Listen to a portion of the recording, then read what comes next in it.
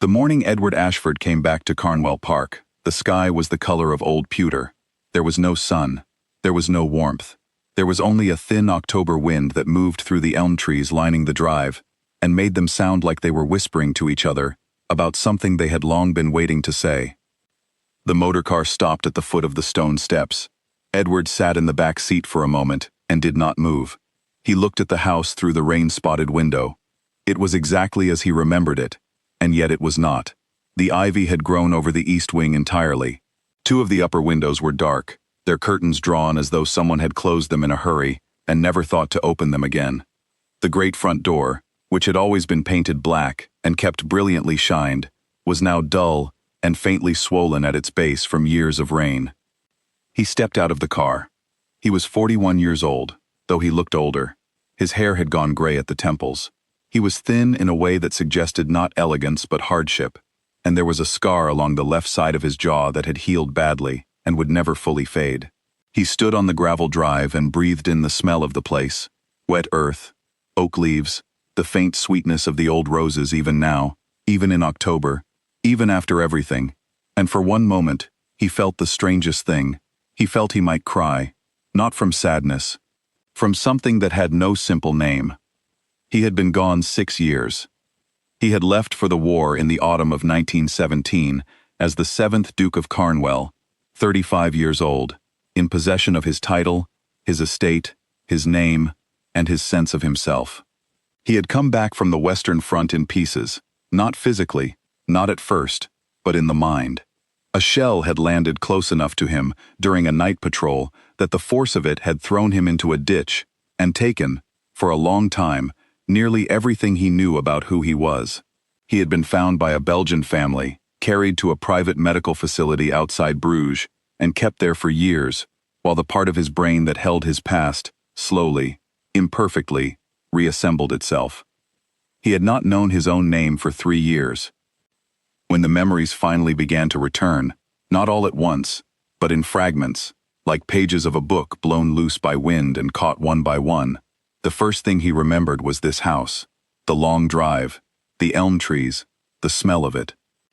He had written one letter, to his solicitor, a man named Grenwick, announcing that he was alive and intended to come home. Grenwick had not written back. Edward had come anyway.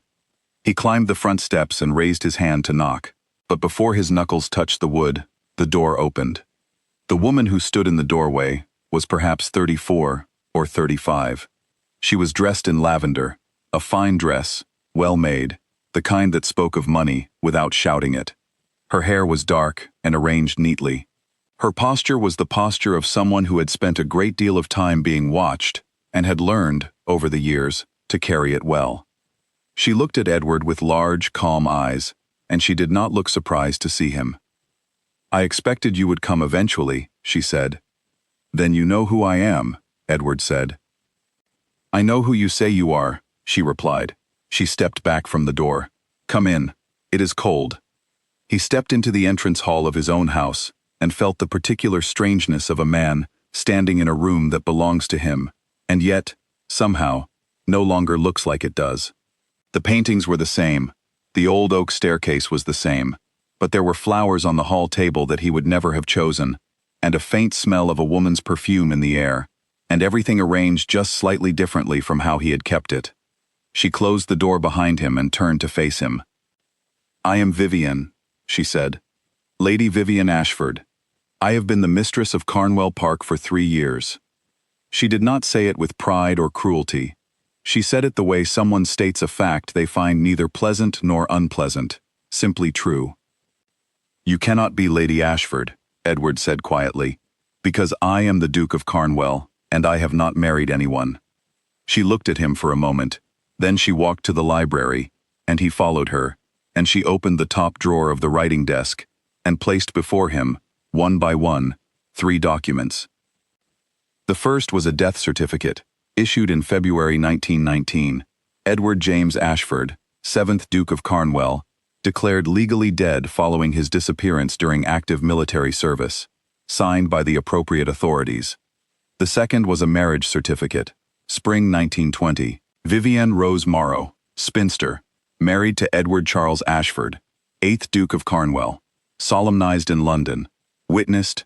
Stamped. The third was a will, drawn up by Grenwick, leaving Carnwell Park and all its contents in trust to the Duchess during her natural life, in the event of the Duke's death without issue. Edward read each document carefully and set them down on the desk. "Where did the 8th Duke come from?" he said. "He is a cousin of the 7th, Reginald Forsyth. He assumed the title after the declaration of death. He arranged the marriage." She paused. "I was told he had taken the Carnwell title legitimately through the line of succession. I was told the previous Duke had died. I was told there was no question of it." "And you believed that?" "I had no reason not to." She met his eyes and held them. "I was a woman of good family and no money, Mr. Ashford, if that is indeed who you are. I was offered a respectable marriage to a titled man with a fine estate. These things happen. I did not investigate the history of every dukedom in England before accepting." Edward said nothing for a moment. He picked up the marriage certificate again and looked at the name of the husband written upon it. Edward Charles Ashford, a name very close to his own, close enough to be confusing, close enough to be deliberate. "Where is Grenwick?" he asked. "I have sent for him," she said. "He will be here tomorrow." She had known, then, that this conversation was coming. She had prepared for it. Edward looked at her and could not quite decide what she was, enemy, victim, or something more complicated than either. That night, he slept in the gamekeeper's cottage at the edge of the grounds. It was small and damp and smelled of old firewood, but it was on Carnwell land, and that was enough. He lay awake for a long time, listening to the wind in the elms, and thinking about 6 years, and what a thing it was to lose them. In the morning, he walked through the gardens before breakfast. The rose beds had gone to ruin, but he could still see the shape of them, the intention of them, the care that had once gone into their planting. He walked around the east wing and found the small door in the garden wall that he had used as a boy to slip in and out of the grounds without being seen. It was still there. It was still unlocked.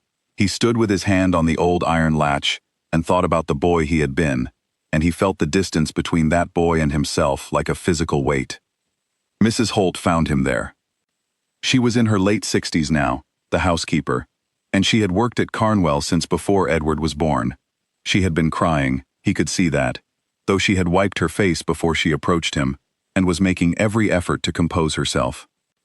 "I knew," she said, without preamble. "The moment I saw you yesterday, I knew." "Did she know?" he asked. "No." Mrs. Holt shook her head firmly. "I have watched that woman for 3 years. She believed what she was told. She is not a bad woman, Your Grace. She is a deceived one." She told him the rest of it in the kitchen over tea, speaking quietly and quickly, as if she had been holding the words inside her for a very long time, and was glad to finally release them. Grenwick had received word in 1919, unofficial word, from a nurse at a Belgian facility, that there was a soldier matching the Duke's description being cared for there. Grenwick had received this information and buried it. He had been paid to bury it by Reginald Forsyth, who stood to inherit everything if the Duke remained officially dead. Vivienne had been chosen as the new Duchess because she was respectable, grateful, and asking no uncomfortable questions. She was, in short, the perfect woman to install in a house built on a lie. "Why didn't you come forward?" Edward asked. Mrs. Holt looked into her teacup for a long time. "Because I was afraid," she said at last, "and because I was ashamed that I was afraid. And by the time I had stopped being afraid, 3 years had passed, and the lie had grown too large for an old woman to move alone." Grenwick arrived that afternoon looking like a man who has not slept well in some time. He was thinner than Edward remembered him, and he had developed a habit of touching the knot of his tie, as if checking that it was still there. He came into the library and found Edward seated in the leather chair by the window, the chair that had been his father's chair before it was his, and he stopped in the doorway and said nothing for a moment. "Sit down, Grenwick," Edward said. Grenwick sat. What followed was not pleasant. Edward was not a man given to raised voices or dramatic confrontation. He simply placed the facts on the table as he understood them, and asked Grenwick to correct him wherever he was wrong. Grenwick corrected nothing. He sat very still and looked at his own hands, and, after a long silence, began to speak. He confirmed everything Mrs. Holt had said. Forsyth had paid him handsomely. The nurse's letter had been destroyed. The death certificate had been processed through channels that Grenwick knew how to navigate quietly. The marriage had been arranged with care. Vivienne had been told only what Forsyth wished her to know, which was a comfortable version of events in which she was entering a legitimate union with a legitimate nobleman. She is innocent in all of this, Grenwick said. It seemed important to him to say it. Whatever I am, whatever Forsyth is, she is not part of it. I know that, Edward said. He sent for Forsyth. Reginald Forsyth was a compact man in his early 50s, with careful eyes and an air of confidence that, when it began to fail under pressure, failed completely, and all at once. He arrived at Carnwell 2 days later, and walked into the library with his chin raised and his manner assured, and within 20 minutes, the assurance had drained away entirely, and he was sitting very small in his chair, while Edward read aloud from the written statement Grenwick had signed. The conversation that followed was precise and without theater. Edward told Forsyth what the alternative was: a public trial, a criminal charge, the complete destruction of his reputation before every respectable person in England. And Forsyth, to his credit, or perhaps simply to his practicality, did not argue. He agreed to surrender every claim to the Carnwell title and estate in writing. He agreed to provide a sworn statement supporting Edward's petition to the courts for the formal restoration of his name and his dukedom. He agreed to all of it, quietly and quickly, like a man releasing a breath he had been holding for years. He left Carnwell that afternoon and did not come back. The legal process took several weeks. It was not fast, but it was thorough, and when it was finished, Edward Ashford was the 7th Duke of Carnwell once again, restored, recognized, and recorded. The fraudulent marriage was formally annulled. Vivienne's 3 years at Carnwell Park were acknowledged by the courts as having been conducted in good faith, and she bore no legal consequences. She came to find him the evening before she left. She found him in the drawing room, standing at the window that looked out over the south lawn. The lawn needed attention.